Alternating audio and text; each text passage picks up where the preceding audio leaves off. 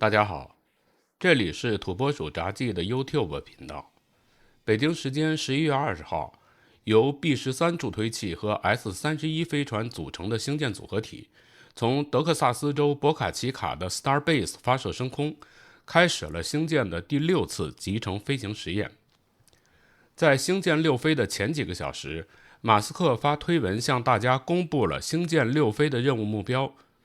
正如屏幕上显示的，星舰6飞的主要目标就包括了：第一，星舰飞船发动机在太空再次点火；第二，在白天进行星舰飞船的着陆实验。我在这儿呢是直译了马斯克推文的原文，但其实这段话的意思应该是在白天让星舰飞船以着陆姿态在海面溅落。马斯克提出的第3个目标呢，是让飞船在载入大气层的时候承受更大的热流峰值，或者说飞船是以更大的攻角载入大气层，检测飞船的热防护性能。在这儿，所谓的攻角指的是飞行物体的一弦线或轴线的方向和运动方向的夹角。大家请看屏幕，屏幕上显示的就是针对2种不同的飞行物体攻角的不同定义。左侧的图片对应的是类似飞机这样的拥有较大机翼的飞行器，它们飞行时的攻角表示的是气流方向和机翼的一弦线形成的夹角，而右侧的图片对应的是像导弹这样的飞行器，它们飞行时的攻角表示的是气流方向和其轴线的夹角。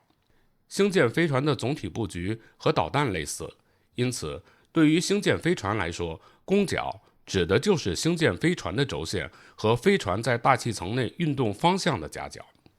马斯克提出的星舰6飞的第4个目标是希望筷子能够再次捕获返回的超级重型助推器，并对整个捕获过程进行优化。北京时间早上6点，星舰组合体准时从发射台起飞。在这个过程中，超重的33台猛禽2发动机点火工作均正常。2分36秒，位于超重底部外圈和中圈的30台发动机按照计划关机。41秒，星舰飞船上的6台猛禽2发动机顺利点火。1秒钟后，飞船和超重顺利分离。2分45秒，超重底部中圈的10台发动机再次点火，超重开始了返回发射场的 flap maneuver。 3分36秒， flap maneuver 完毕，超重上的所有发动机关机，进入返航滑翔阶段。本来大家都以为这次超重还能像上次一样成功的被筷子回收，但是在大约4分30秒的时候， SpaceX 进行现场直播的2名主播遗憾地通知大家，经过评估，超重和包括筷子在内的发射塔的状态并不符合相应的标准，因此本次任务不会进行筷子回收超重的实验。All right, now just real quick, we did hear the call out, booster offshore divert. Unfortunately, that means that we are no-go for the catch. As we said before, both the tower and the vehicle, as well as the operators on console, have been actively evaluating the commit criteria for that return to the launch tower. And unfortunately, we did not have a pass on those commit criteria. So we are no-go for tower catch. 后来根据10几分钟后流出的视频显示，星舰发射塔顶部的天线似乎在星舰发射的时候受到了损坏。至于这是不是导致超重无法被回收的唯一原因，目前官方还没有透露进一步的消息。不过不管怎么样，通过这件事儿也能够让大家了解到，在航天上我们是怎么样处理突发情况的。其实和我们经常在影视作品里看到的主人公在突发情况出现的时候灵光乍现，想出巧妙的解决方法不同。在现实的航天任务中，技术人员往往会在任务前就进行全面细致的思考，把各种各样的突发情况都设想出来，然后再针对这些突发情况制定相应的处置预案，最后再对这些处置预案进行编号，比如预案1、预案2、预案3。这样当真的出现了异常情况的时候，只要由现场指挥按照预案的触发条件调用相应的预案就可以了。就比如这次超重返回，当发现超重或者是发射塔不具备回收超重的条件的时候，并进一步判断超重能够受控的返回处置预案所规定的海域，那么就启动超重在预定海域降落的预案就可以了。还有比如星舰二飞的时候，当发现与飞船分离之后，超重的发动机难以再次点火，无法实现 flap maneuver， 而当时超重正好处于安全区域，所以呢就启动了超重自毁的预案。事实上，在航天任务中，绝大部分突发状况都是通过处置预案来处理的。正是由于有这些处置预案的存在，我们才能看到在航天任务中，指挥和技术人员能够面对突发情况处变不惊。有点扯远了，让我们再来看看返回的超重。6分34秒，超重开始 landing burn， 到6分35秒，13台发动机完成 landing burn 点火，超重的飞行速度大约降低到1260公里每小时，轴线与垂线的夹角大约是15度。6分41秒，13台进行 landing burn 的发动机中，10台发动机关机。此时，超重的飞行高度大约在200到300米左右，飞行速度也降低到了186公里每小时，轴线也接近于垂直。超重就这样，在剩余的位于底部内圈的3台发动机的持续工作减速下，下落速度不断的降低，到6分53秒，超重的底部已经触及海面，最后的3台发动机也熄火了。虽然后来其他的视频显示降落后的超重发生了爆炸，但在降落前，超重在海面上方短时间悬停的动作十分明显，降落的精度也在预定的范围之内。应该说，这次超重的返回除了没有实现回收之外，其他的项目完成的还是相当不错的。不过通过超重回收失败，我们还能看出目前筷子回收超重这项技术还不是很稳定，五飞超重的回收成功确实存在着一定的偶然性。SpaceX 下一步的工作重点就应该放在如何提高回收成功的稳定性上。在这儿，我要谈谈我对星舰6飞时发射塔上的天线损坏的一些看法。目前 SpaceX 仅有一个能够承担星舰发射和回收任务的发射塔，而从星舰发射到超重回收，整个过程不超过7分钟。在发射后7分钟内，发射塔就必须以近乎完美的状态来迎接返回的超重。这项要求对发射塔而言是非常严格的，特别是在没有足够的成功经验的基础上。因此，位于 Starbase 的目前正在进行建设的第二座星舰发射塔就显得极为重要。当第二座星舰发射塔投入使用之后，就可以让2个发射塔轮流来完成发射和回收任务，这样发射塔的压力就没有那么大了。这一点在星舰的这种筷子回收方式的研制初期是非常重要的。好，说完了超重，让我们再来看看飞船。根据马斯克的推文，这次星舰6飞任务中最重要的3项任务都在飞船上。分离后的飞船飞行状态基本正常，飞行姿态也控制得很好。7分54秒，先是位于飞船上的3台真空版猛禽发动机实现了关机。8分27秒，剩余的3台海平面版猛禽发动机也按照计划实现了关机。这些时间和发射前 SpaceX 公布的星舰6飞的飞行时序基本相符。在后面，飞船在太空中惯性飞行的过程中， SpaceX 给了不少飞船内部货舱的画面。